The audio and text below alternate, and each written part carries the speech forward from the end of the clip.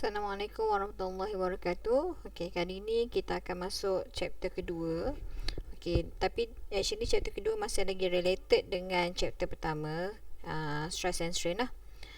Okey, so dalam chapter yang pertama tu kita dah belajar dah apa itu stress, iaitu dalam stress kita ada normal, dan di bawah normal kita ada tensile stress, compressive stress dan juga bearing. So and then you belajar tentang strain, dan dalam strain pun kita ada normal strain dan juga shear strain. So yang ini adalah formula untuknya stress dan ini adalah formula untuk strain iaitu stress sigma, strain epsilon So dan you pun ada belajar juga untuk under shear dia ada direct shear, punching shear. So di bawah direct shear tu ada single dan juga double lah. Biasanya dia berlaku pada yang bolt, dan untuk yang shear ni samalah. Okey, dia ada di bawah strain dia ada shear dan juga normal strain. Okey, so ini adalah gambar raja eksperimen untuk kita nak tengok lah apa yang berlaku sekiranya material itu ditarik atas dan bawah. So you nanti akan dapati material ini akan memanjang dan at one point dia akan fracture ataupun dia akan failure. Okay, so dia failure nampak macam ni lah failure dia. So kita nak tengok lah nanti relationship dia antara stress dan juga strain. Okay, stress tu berlaku dari mana? Iaitu di mana daya itu ditarik kiri dan bawah. Okay, strain itu di mana berlakunya pemanjangan lah ataupun deformation So kita nak tengok dia punya relationship. Ni sama jugalah kalau kita ada road. So ini kita boleh namakan sebagai di dalam posisi normal stress normal stress. Okey, ditarik kiri dan bawah dan dia akan mengalami strain pada material tersebut. So relationship dia macam saya cakap tadi, dia stress and strain ni dia berkait rapat lah. Sebab tu kalau kita boleh katakan stress itu equal to dengan strain lah. Okey, sebab dia bukan equal, dia nak cakapkan dia ada hubung kait antara stress dan strain ni. So kat sini dia cakap by conducting a tensile test. Okay, tensile test tu macam contoh you kenakan sama ada compressive stress ataupun tension stress, and plotting a stress strain curve, the mechanic behavior of particular material can be determine lah. So bila kita buat uji kaji, data-data yang kita dapat tu kita akan plotkan graf untuk tengoklah dia punya relationship So ini contohlah data sheet yang ataupun data sheet yang digunakan lah. Okay, kita nak tengok kalau pada force sekian-sekian berapa dia. Okay, berapa dia punya delta dia punya sigma dan juga dia punya epsilon lah. Okay, so ini boleh masukkan lah menggunakan formula. So ini adalah graf yang saya masukkan tadi. Okay, kita nak tengok ni adalah graph relationship between stress dan juga strain. Okay, nampak ni adalah stress dipaksi Y, strain dipaksi X. So ini adalah basic graph ataupun rupa bentuk graph yang common bagi material lah. Okay, di mana condition OA ni, okay, you boleh dapati OA ni adalah stress and strain is linear lah, proportional material behave elasticity. So maksudnya dia berkadar langsung, maksudnya dia belum lagi mengalami apa-apa perubahan. Dia maksudnya dia beban yang dikenakan sama ada kompresif ataupun tension tu tidak mengubah apa-apa pada material tersebut. Okay, tapi apabila sampai ke A, dia adalah pada di mana stress at proportional limit. Okay, and then pada B ke C. Okay, B ke C ni adalah kita panggilkan sebagai plasticity lah. Okay, keadaan iaitu dia akan yielding. Okay, dia akan mula untuk Contoh kalau kita kenakan tension force, dia akan mula untuk memanjang. Dia akan mula memanjang. Nanti itu pada BC lah. Di mana pada B tu kita akan ada upper yield stress, dan di C tu akan ada lower yield stress. Okey.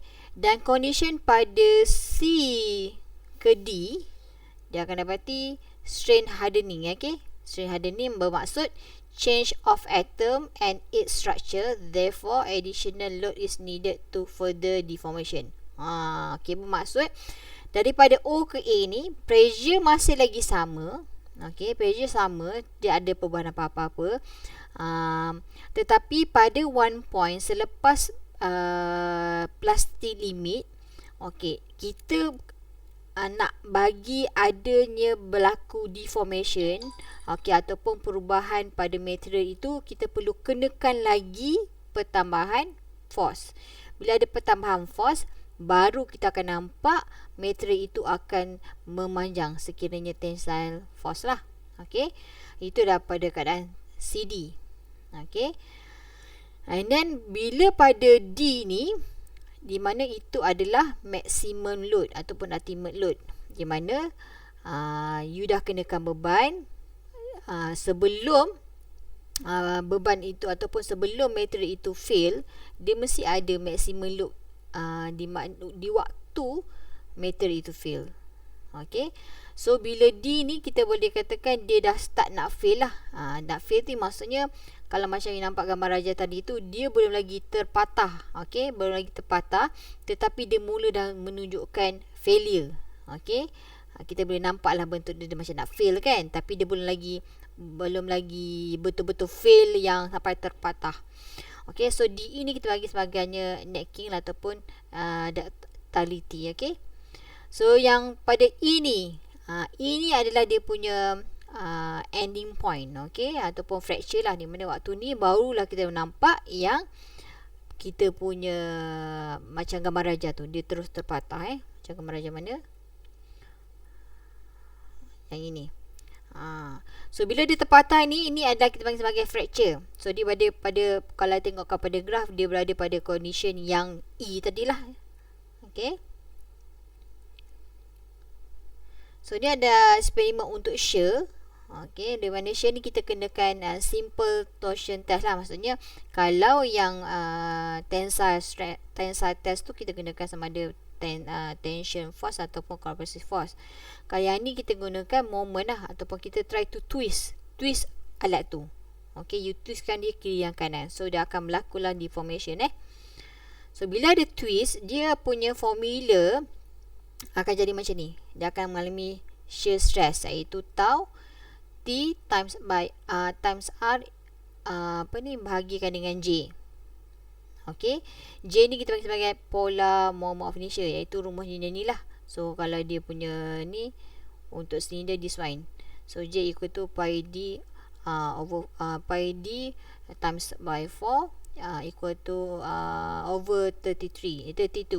Okay, and then kita ada juga formula untuk angle twist. So formula ni tak payah nak hafal lah, sebab nanti bila you punya final dan juga test adalah online. So final dan juga test bila kata online dah ada open book, so you boleh rujuk je lah, ataupun you buat nota sendiri lah untuk dapatkan formula ni.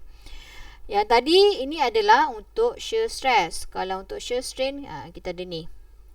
Okay, alhamdulillah. Dan you perlukan data untuk angle of twist. You dapatkan you punya R ni. Okay, R tu yang mana? Boleh katakan you punya radius lah. Okay, radius bahagikan dengan length. Okay, dia dengan length. So masih lagi di bawah shear. Kalau ikutkannya paragraf, samalah. Let's say lah kalau kita dia bagi information radius kamu adalah 10mm, you ada length 200mm, dan you diberikan J adalah 10mm. So dengan masukkan dalamnya formula itu, nanti you akan dapatlah nilai ni. Okay. So T tu adalah, ini T ni dia macam daya untuk torque. Daya for torque. Okay, torque tu yang mana? Yang ini. Kita tak gunakan dia P ataupun F. Okey, dia masih lagi daya, tapi daya torque ataupun daya yang you putarkan dia. Dia T. So T, kena ingatlah, dia masih lagi daya, tapi dia jenis yang torsion, yang jenis putaran. Okey, so masih menggunakan lagi formula ini untuk dapatkanlah nilai setiap dia. So bila dapat soalan tu, baca betul-betul sama ada dia nak dalam bentuk shear jenis yang ada torsion ke ataupun shear yang biasa. Okey. So untuk yang ini, dia ada kaitan juga dengan Hooke's law lah. Dalam shear ni ada Hooke's law. So Hooke's law mengatakan is an approximation that state the amount by which a material body is deformed. The strain is nearly related to the force causing the deformation. Okey, dia macam orang kata dia berkaitan langsung jugalah antara shear stress ni.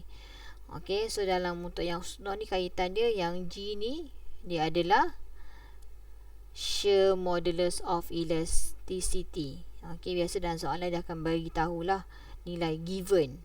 Okey, so dia kata apa? Shear modulus is the slope of the linear portion of the shear strain of the material. So kalau dia bagi, you boleh dapatkan macam ni lah. Okey, so dah dapat nilai you punya shear stress dengan shear strain. Dapatkan nilai G tu adalah dia, sebab shear stress dengan shear strain ni berkenan langsung. So G ni adalah yang ini. Okey, ini yang G. So ibu dapatkan lah nilai tu. So ni adalah untuk shear stress strain curve for a metallic material. So dia tak sama macam tadi tu, yang stress strain relationship. Dia macam ni je. Okay, so pada masa dia adalah linear, kita boleh dapatkan lah dia punya nilai G. Okay, so habis untuk subtopik yang pertama bagi chapter kedua. So kita akan jumpa pada subtopik yang seterusnya.